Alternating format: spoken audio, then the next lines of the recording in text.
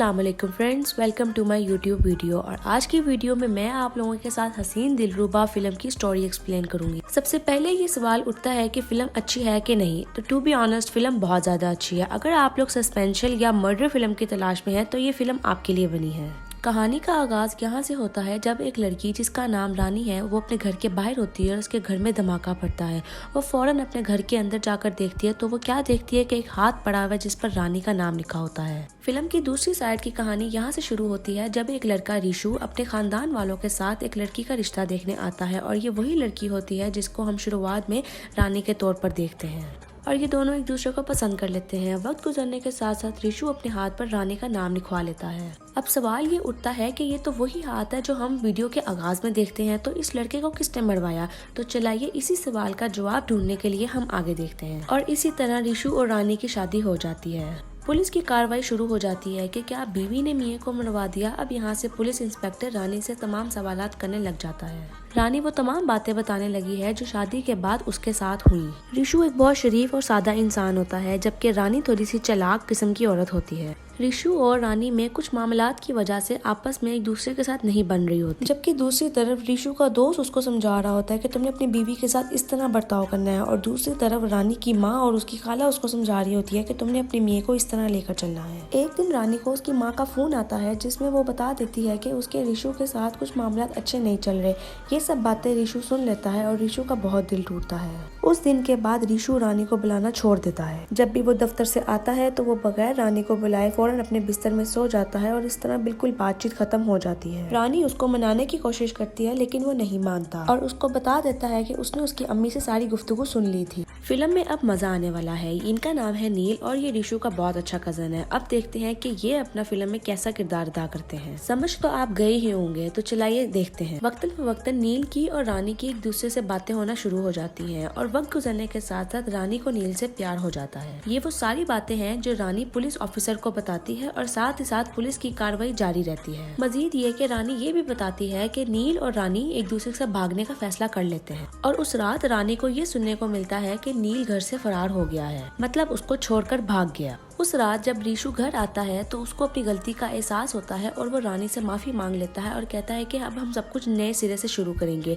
अभी वो ये कहता ही है कि रानी उसको अपने और नील के मामलात का बता देती है और उस दिन से फिर रिशु और रानी के दरमियान ताल्लुकात बहुत खराब हो जाते हैं। रिशु रानी को घर छोड़ देने का कह देता है। रानी फिर मजीद पुलिस ऑफिसर को बताती रहती है कि उनके मामलात में फिर क्या हुआ। रानी जब घर छोड़कर जा रही होती है तो नील के कजन रिशु को तंग करते हैं। फिर उस दिन से रानी फैसला कर लेती है कि अब जो भी होगा वो रिशु के साथ ही रहेगी और वो घर जाने का फैसला तर्क कर देती है। मजीद रानी ये भी बताती है कि रिशु उससे इंतकाम लेता है और उसको मारने की कोशिश भी करता है। एक दिन रानी इन सब मामलात से तंग हो जाती है और जाकर छत पे खड़ी हो जाती है और रिशु से कहती है कि अगर तुमने मुझे मारना ही है तो मुझे यहाँ से धक्का दे दो। रिशु उसके पास जाता है लेकिन रानी रिशु से माफी मांगती है और उसे कहती है कि उससे गलती हो गई, उसको माफ कर दो, वो अब नहीं करेगी। तो रिशु उसकी बात मान लेता है और ये अपनी जिंदगी का नया शुरुआत कर लेते हैं। मजीद रानी ये भी बताती है कि फिर उन दोनों में तमाम मामला ठीक हो जाते हैं और रिशु रानी से बहुत ज्यादा प्यार करने लगता है और उनके वही मामला जैसे पुराने थे वैसे होने लग जाते हैं। लेकिन पुलिस को अभी भी ये लगता है कि रानी ने अपने मियां को कत्ल करवाया है और उनकी कार्रवाई जारी रहती है। पुलिस इंस्पेक्टर धमाके वाले दिन की रिकॉर्डिंग देखता है जिसमें वो ये देखता है कि धमाका होने से आधे घंटे पहले नील उनके घर में दाखिल हुआ था और उसके फौरन बाद रिशु भी काम काज करके उस घर में चला गया था और ठीक उसके 10 मिनट बाद रानी उस घर से निकल जाती है और सामान लेने के लिए बाजार की तरफ चली जाती है। मजीद रानी ये भी बताती है कि जब रिशु घर में दाखिल हुआ था तो उसने उसको और नील को गुफ्तगू करते हुए देखा था जिसमें रिशु ने रानी को सामान लेने के लिए बाजार की तरफ भेज दिया था। फिर बाद में जो कुछ भी अंदर हुआ था उससे रानी को कुछ नहीं पता था। इस मामले से ये समझ नहीं लग रही थी कि क्या बीवी ने लवर के साथ मिलकर अपने मियां का कत्ल करवाया था, तो ये केस खत्म कर दिया जाता है। लेकिन पुलिस इंस्पेक्टर को चैन ना आया। वो इस मामले की तशवीश में जाना चाहता था और 5 साल बाद उसने एक दिनेश पांडे की किताब देखी और उसको रानी की वो बातें याद आ गई जब रानी कहानी सुनाते हुए दिनेश पांडे का जिक्र करती थी। अब यहाँ पर वो पुलिस इंस्पेक्टर दिनेश पांडे की किताब पढ़ना शुरू कर देता है और उसको सुराग मिलना शुरू हो जाते हैं। अब कहानी का सही मजा आने वाला है और सच्चाई खुलने वाली है। असल सच्चाई तो ये है कि जब रिशु नील और रानी को बात करते हुए पकड़ता है तो रिशु को नील पर बहुत गुस्सा आता है और नील और रिशु की लड़ाई शुरू हो जाती है।